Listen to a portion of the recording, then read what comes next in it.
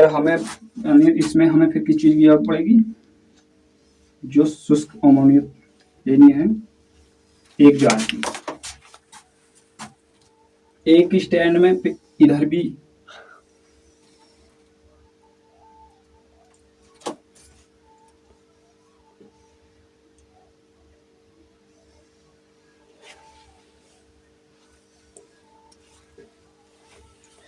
ये हो गया हमारा एक जार।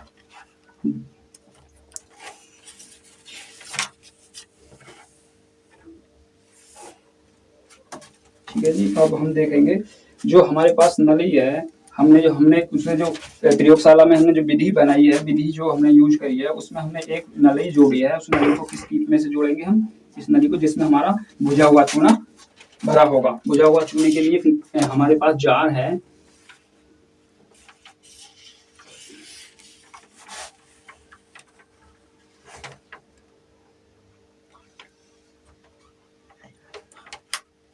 ये होगी भुजा हुआ जार,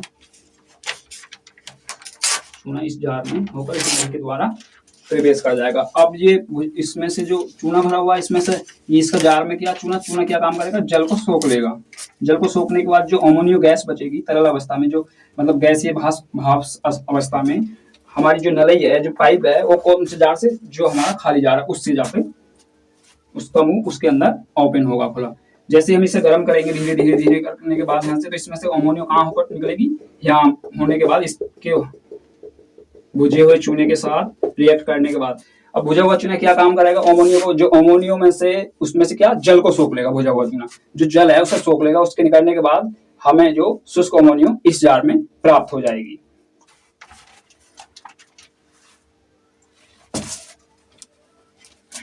ये है अमोनियो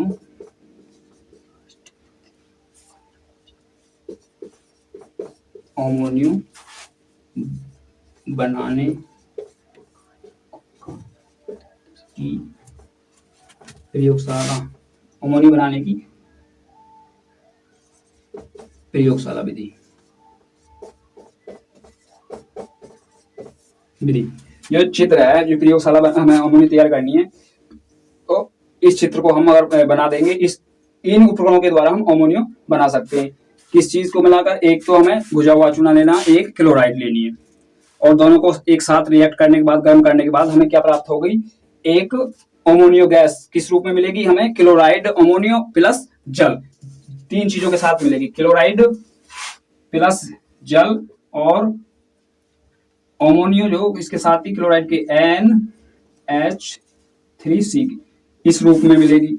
अब इसे हमें जल से शुद्ध अमोनियो प्राप्त करने के लिए ये क्रिया विधि के द्वारा हम शुद्ध अमोनियो यहाँ पर प्राप्त कर लेंगे।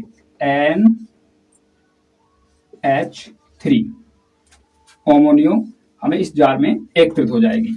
ये होती है अमोनियो बनाने की प्रयोगशाला विधि। अगर आप यूपी बोर्ड की तैयारी कर रहे हो, अगर पेपर देने हैं, तो हम प्रयोगशाला विधि को अगर हमें बोर्ड में मिल जाए, ज्यादातर आती है बोर्ड में, यूपी बोर्ड में मतलब 100% आती है। क्यों आती है, क्योंकि विधि प्रयोगशाला विधि एक ही है, अमोनियो बनाने की विधि एक ही विधि है, और अगर अमोनियो बनानी है तो इसी विधि से बनेगी।